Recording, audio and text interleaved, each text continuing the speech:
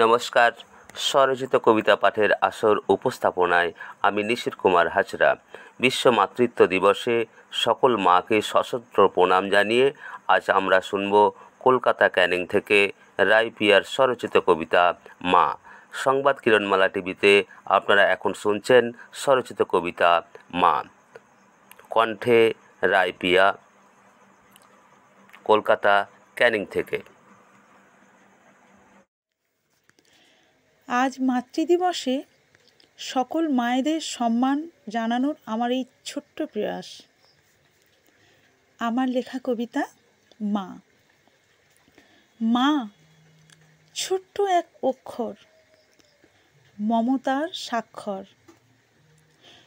তুমিই প্রথম দেখিয়েছিলে ভোরের নির্মল সূর্য, স্বপ্নের পৃথিবী।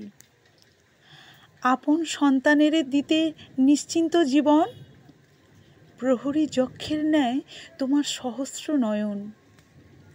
কাটিয়েছ কত তন্দ্রাবিহীন তমসা রজনী, বিলিয়েছ যত সুখ নিজ সুখ খোঁজনি।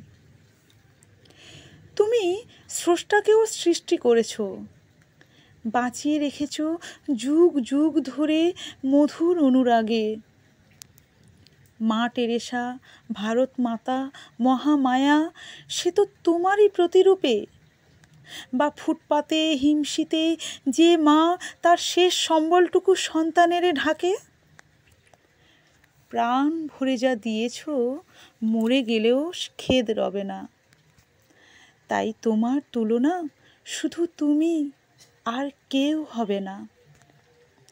মা তোমার ক্ষমা যদি চাহিতে নাহি জানি, তবুও তোমার স্নেহ সুধায় চরণে নিও টানি। তবুও তোমার স্নেহ সুধায় চরণে নিও টানি।